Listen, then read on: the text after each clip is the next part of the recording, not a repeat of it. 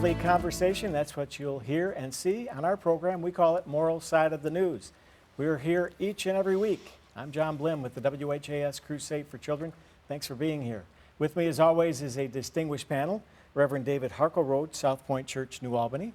Reverend Clay Calloway, West Louisville Ministers Coalition. Rabbi Stan Miles, Louisville Melton School, and happy Hanukkah to Reverend Miles, or Rabbi Miles. And Reverend Father Tony Smith, Archdiocese of Louisville. We begin today with a topic and a question of whether a spy program should be renewed before it expires at the end of the year. Section 702 of the Foreign Intelligence Surveillance Act allows the U.S. government to collect without a warrant the communications of targeted foreigners outside the U.S. The program was created in the aftermath of the September 11th attacks, and the FBI says, quote, 702 allows us to stay a step ahead of foreign actors located outside the United States who pose a threat to national security. So we turn to our panel on our program, Moral Side of the News. Panel, is this a must-have for national security? I think it's a lot of variables that have to be considered in a decision like this. I mean, you can't just make a wholesale decision, in my view, on this. This was created in the context of 9/11. So that was a very unique, unprecedented crisis that produced this unique piece of legislation. And I think that we need to revisit the context, revisit all that. Of course, anytime you start spying on other countries, we do that. That's so routine that we take it as accepted protocol and behavior. But I think that a cause for pause that really needs to be considered before this decision is approved carte blanche, and that's just my view on that subject. It's very difficult because we have internal and external threats to the safety of our country, and so much of the things that we're being saved from, as it were, are things that we don't know about. We have no earthly idea. And I read a book recently called Prequel, and it's written by the broadcast journalist Rachel Maddow. It's about what went on in the United States prior, during, and almost immediately after World War II, and we were really under attack from 1933 to 1945 with propaganda and espionage from Nazi Germany. And at that time, organizations like the FBI were not instrumental in trying to root out this real danger, and both to the detriment of the health and welfare of the citizens of the United States. And I see that the FBI has a role in both foreign and domestic attacks and terrorism. You know, the tragedy that happened in Oklahoma City, that wasn't foreign, that was domestic, and that was horrible. And so I see a role for it, but to me it is a very slippery slope. I would make two comments. First comment is look at the broad expanse of what we're talking about here. We're talking about rights and whatever. And a lot of our youngsters, I would say, again, I'm not showing my prejudice here by saying civics, it really isn't taught anymore. You ask them about rights and they are sacrosanct in the sense that they have the right to privacy. I would say to you first off that there's no rights that we have under even our Constitution that are absolute. They can be taken when they need to be taken. And there's part of that also with rights goes responsibility. There you go. Et cetera. Okay. Amen. The second point I would say to you is we suffer under an impression in this country that there is such a thing called privacy. I would submit to you that that is something that has long departed. I can remember decades ago watching one of these expose programs on TV, And even the military admitted they have satellites, at least even back in those days, that could almost tell you the brand of cigarettes you were smoking. A satellite. Okay. And those who have cell phones and all this good stuff, you know, you think if you do an Apple, I had someone just say to me, you can't break the Apple security. I beg your pardon. The whole thing of privacy is, in one sense, gone, I think. The other sense is maybe that's a good thing, because we should be more concerned about what we say on these phones, what we say in these computers and whatever. Talk as we were earlier, that once it's out there, and you can't draw it back. But if whether or not the FBI should be doing this, and it says, I was under the impression the FBI could only work within the boundaries of domestic. But as I understand that part of it, part of the 702 is that they're looking at foreign telephone exchanges, and that's, I would say you need to clarify that, but the government will, as they interpret it, has the right to defend. They have a prevalent interest in protecting us in this country, and sometimes that means you have to set aside rights. If you don't believe that, look at your history and see what happened in World War II. Before the war, how many rights did we have that kind of disappeared for a while? Okay. For me, it's an issue about oversight, because there's already regulation around this. There was regulation saying you cannot spy on domestic citizens and on our soil. They just didn't do that. They just broke through that. They did what they wanted. And so I think, at least in what I've read, some people are talking about more regulation, re-regulating this. I think it's something we probably need, but I think regulation's not going to fix it. We need oversight. We need someone to be making sure that these government agencies are acting responsibly. And I agree with a lot of what was said. I mean, espionage is a reality of the world we live in, and biblically, morally, I don't think it is inherently wrong. We see, even in the scriptures, God ordaining or calling for the spies to go into the land in the Old Testament. So I don't think it's wrong. I don't think it's unexpected in our world, but there needs to be oversight. We need to be, I think our citizens need to be keeping an eye on what the government's doing. You mentioned the whole thing of regulation. I think everyone is for regulation. I don't know how many people know. Except when it comes to guns. Even there. But I would say to you, my response would be everyone's for regulation, but nobody wants to be regulated. And that's where the guns come in. Well, I want to be regulated. I mean, I love fiber in my diet. Wait a minute. No. So That's I called appreciate regulation. That's called regular. That's called okay. not something But the different. word threw me off a bit, but as I get older, I appreciate words like that in my old age that I didn't in my youth. But anyway, having said that, I want to make one more comment about the FBI. You know, the FBI famously had a relationship, a unique and weird and often unjust relationship with Martin Luther King Jr. Right. Okay, there's even a Netflix special, I think, on Martin Luther King and the FBI. And the civil rights movement was under constant surveillance during that era, and it was proven that a lot of it was unjust and unfounded. Of course, J. Edgar Hoover had a personal vendetta against Martin Luther King, called the most dangerous man in America. We know that today not to be true.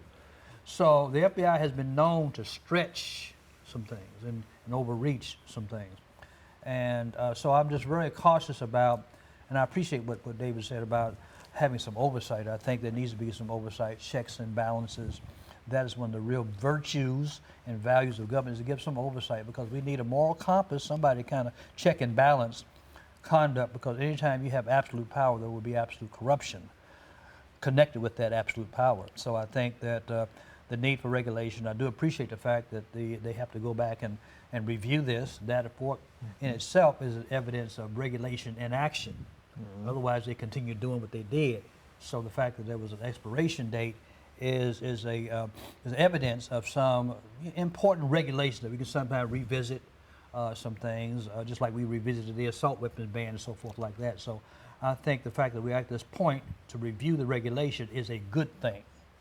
And I think with sober minds and prayerful hearts, then a wise decision can be made. We are always told, as the scripture says, to be wise as serpents and harmless as doves. So we need to have information. The question is what you do with that information, how you use it, et cetera, et cetera.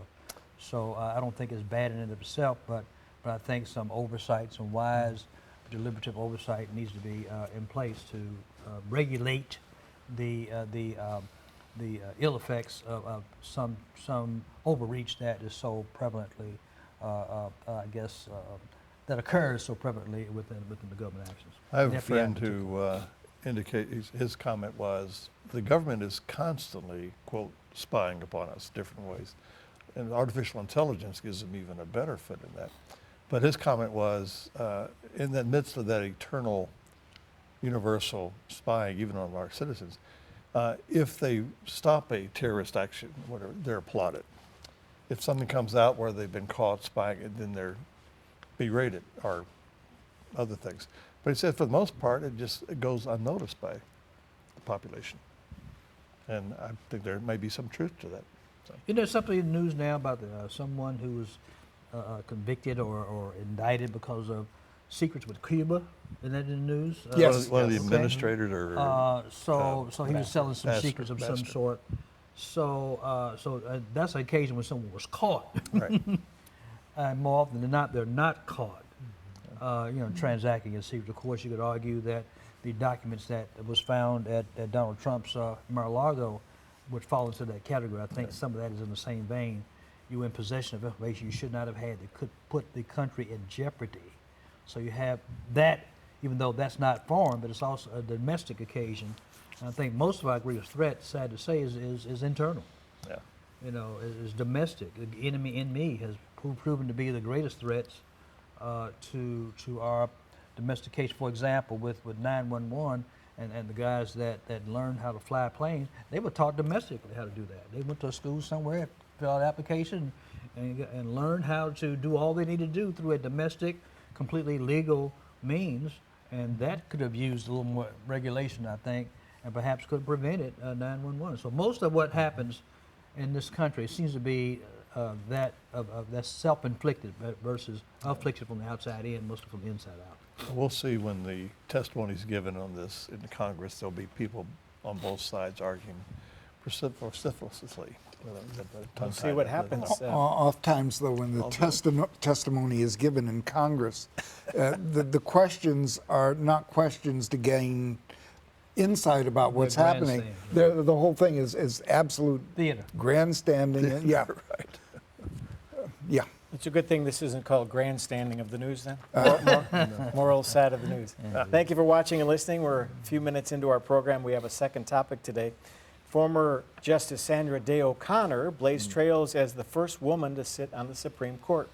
She inspired generations of female lawyers, including the 5 women who served after her on the Supreme Court. So panel, Justice O'Connor died this week. What is her legacy? I think her legacy is the same legacy that so many of the former justices, and that is to operate in a just and nonpartisan manner on that court. This is some of the things that are coming out of the present Supreme Court are intensely disturbing because the nonpartisan nature is MIA. She broke that glass ceiling, and I think that is a good thing. I think diversity there on the court, representing more Americans, diversity of thinking, I think that's great. I'm not well read on her career, but just the little bit I know, I think kind of a mixed bag on her rulings and some of her decisions, but I think her taking that place, stepping up to that position, being appointed, was a very good thing. And being a female, of course, she did break the glass ceiling, but being a female does not automatically presupposes a political leaning. You have a female now that's on the court that could be considered on the far right. But clearly it was an unprecedented moment in history, an important addition to the Supreme Court.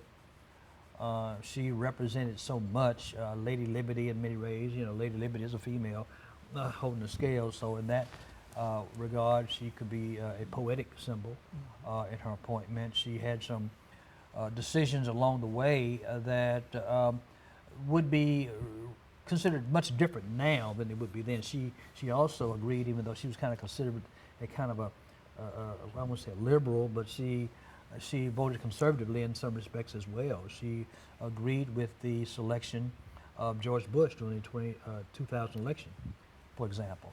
So she was historic, iconic, and important, and I think that it did break through, and we need more diversity of opinions. The problem with too many decisions is done by men, and in some respects it's a form of toxic masculinity, as the term has become popular saying. So I think in that regard, she served the court well and served the country well by her representation.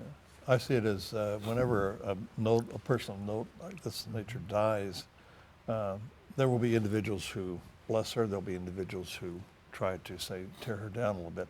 I think we're really a little bit too close, except some of us who were Stan and I who lived in that generation. Mark, I don't know if you were there with us or not. Close. It's I'm close. close. But anyway, He's less so, but True, I'm close. true confessions here. But I think we're going to have to wait because there will be books written on her in a sense, and we'll see what she really did take part in. But I would say, from my understanding, I don't know that much about her either, but from her, to your point about the liberal and conservative, I think she epitomized what I consider. I don't think issues, even on the moral side of the news here, that individuals are so much liberal versus conservative, but the issues are liberal, conservative, and how we respond to them. I think a good person can look at both sides and rule on both sides when it's the betterment of the country. So, You know, we just had the passing of Norman Lear.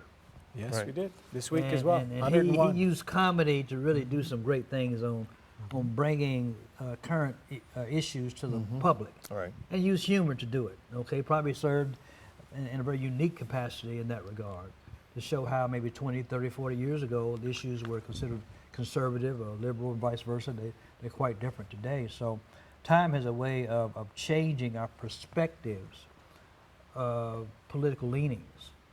And I think we are all a victim of our times, and we don't speak to the values in many respects of the times in which we serve and live. Yeah. Freud is quoted as saying there is no defense against humor. And I think that's true. They did that against, one of the greatest defenses against Hitler was humor. Yeah, exactly. Yeah. So, I mean, you can tear him down with a joke in a way you never could with a full-blown discourse. So, Right.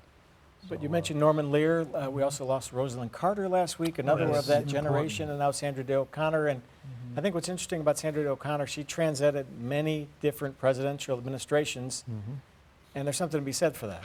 Yeah. Who appointed her? Who appointed her? Ronald Reagan. Ronald Reagan Good old Ronnie. Well, in the you got 80s. interesting. And I think the way she entered retirement is important too.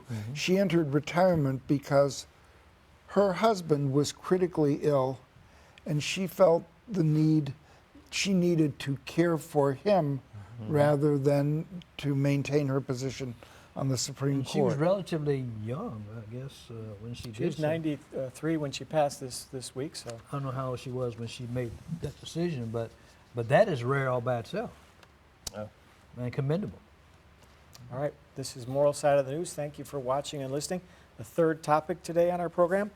Some Ohio cities are rushing to restrict a law just voted in. It allows recreational marijuana use for adults, but several Ohio cities have already passed moratoriums on medical marijuana dispensaries, including Fairfield and Hamilton, just outside Cincinnati. Panel, how do you see this issue, which could play out in a growing number of states? Now, this is concerning recreational, Correct. which is different from Medicinal. medical. Correct. Maybe. So, I mean, this is not a Cheech and Chong issue. This is more Cheech and Chongish Yes, in that. Correct. they would- Recreational would be. These are gummy bears. Right, gummy bears. I got you. Which is popular. So in- local law over state law, I guess is what Yeah. we're, Local law local over versus state law. states' rights. Yeah. Well, I mean, state law is very powerful. Yeah. I mean, we're dealing with that here in Louisville, Kentucky. Louisville is the largest city in the state. We have some legislation and ordinances that are passed in Louisville that has come in conflict with state legislation. One being firearms, for example, and others as well. So I think when it comes to local versus state, I think the state will tend to have a greater weight. Well, possibly. I have an attorney friend, his favorite comment is that would make a very good court case.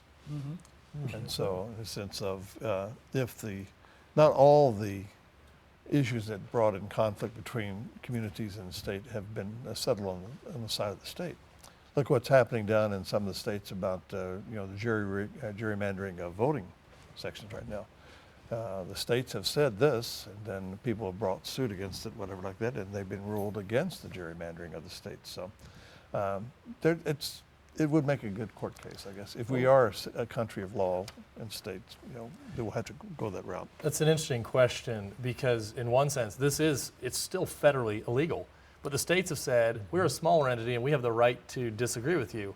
So it's going to be hard for the state to tell a city or a county, you don't have the right to disagree with this because they've really just undermined the federal law on this. So yeah, it really is going to become a legal question. I think just from the moral side, we talked about this a few weeks ago, but I certainly think it is a bad thing. Just the legalization of marijuana is going to be bad for the communities at several levels. I know when I first heard or saw this, my comment was, they have regulations against use of alcohol and things like air traffic controllers, wherever. But would you love to have and be on a plane where an air traffic controller has been smoking marijuana as supposedly been reported a couple of times, Well, I don't know.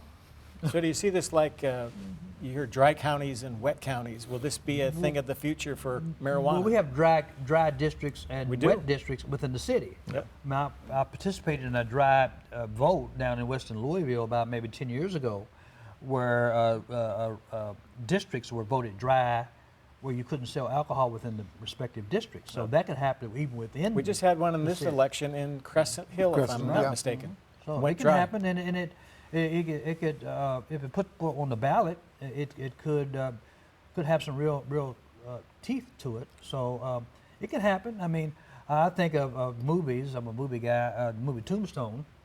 The issue in that particular movie, recall, was that whether they could carry guns or not within Tombstone. Okay. And also, I forget where you could carry guns and big whiskey, So they had state laws that probably said so, but within that city or locality, local government, they could not. So I think you'll always have them in conflict, and rightly so. You should always bring them, into question and to a debate. And I think a healthy debate can be healthy and vigorous for the society as a whole. So overall, would you say you'd prefer local rule over state rule? I think the locals would. All politics is local, according to Tip O'Neill. If that's the case, I think it should have its kind of merit, but there are always exceptions to the rule as well. And I know it's about adults, but I keep thinking just whatever can be done so it stays out of the hands and the mouths of kids. All right, we have one more topic, about 5 minutes left, and this is right in your wheelhouse. It's in the season of Hanukkah and Advent right now. It's a time of reflection, bringing light into darkness and anticipation. So panel, what do you tell your congregations this time of year? And please share your hopes for the season. We have 5 minutes left. I think what the world needs now is love, sweet love. It's the only thing we have too little of. I think that's always a winning. Is that Burt Bacharach? I think so. I think so. He was Deion he's been Warwick Irish sung singer. it, but I championed that song. That become my new holiday favorite. Well, an Advent season for us, I mean, obviously we say it's in preparation for the birth of the Christ, et cetera. But I always try to get my people to see that it's not just a waiting to see what happens, it's a season of activity as well. The best way to prepare is by doing something rather than just sitting on your keister waiting for something to happen. So it's an attempt, like you say, to get people to see the command of love God, love neighbor, and all that goes all the way from Judeo-Christian history. That's a way that we can be best prepared for any season. The coloration, all that good stuff, and I think during Lent too with the ashes and all that good stuff, those are symbols of trying to get the person to look inside and see the need for themselves to prepare themselves. I keep telling people that, well, I'm at St. Gabriel's right now and just had the second of 3 or 4 funerals we're having this week. We don't know when the time will come when we will be having to face the Lord. And so if we can prepare ourselves and be ready for that, Advent, Lent, regular season, whatever it might be, Hanukkah, whatever, I think that would be fantastic. So. When you're speaking about Christmas, as I understand the Christian liturgical calendar, you're talking about the second most important festival of the liturgical year. Hanukkah, even though it's probably the most well known, not so much. We over history we lost it for a couple 100 years, found it, changed the meaning. But I think that the The meaning of Hanukkah is that any human being has the right to worship God as he or she chooses to worship God. Hanukkah is actually the celebration of a military victory in a 6-year war fought for the right to worship, and that religious freedom is something that is paramount to help the human condition. Good. John, a dangerous question for 4 clergy. We could get preaching here. It's good you saved it for the end. We still got 3 minutes, so David, go ahead. Good. Well, for us, this Advent season is all about the hope of the birth of Jesus Christ. It's about this miracle of the incarnation, that God became a man and dwelt with us. The story that so many people are familiar with here at Christmas, but I think often lose the mystery and the wonder of how incredible that is, God with us. And so that's our celebration. We are pointing our folks, anyone who joins us for Advent, we're pointing them to the birth of Jesus, that he came to earth to live with us and walk with us. And ultimately, he did that to die in our place, to take our place and save his people. We're actually going to be preaching out of Matthew 1 this Sunday, and it says, you'll call him Jesus because he came to save his people from their sins. And that's, for us, that's not just the hope of Christmas, that's the hope of the entire year. But now I'm changing. I always grow. But it's not just he died for our sin. We forget the fact that he was trying to be killed, that he was targeted to be killed by Herod at the time of his birth. So we cannot ignore the sociological plight and the conditions of his birth, of his parents, and of his birth. So those things cannot be lost in the story of the Advent. We need to be mindful of all the sociological conditions connected with his birth as well. I think that has some salvation in it as well. 1 minute left. Any final thoughts? It's a beautiful story, and if people don't know it, they should find a church and come in and hear us share about the good news of Jesus at Christmas. All right. We'll give you amen on that one. Just read your Bibles, Old Testament and New Testament. Yeah, we'll take them both. So a season of reflection, light in the darkness, and anticipation. Absolutely. More light and less heat. We need more light and less heat. I'll take that. Amen. Amen. Okay.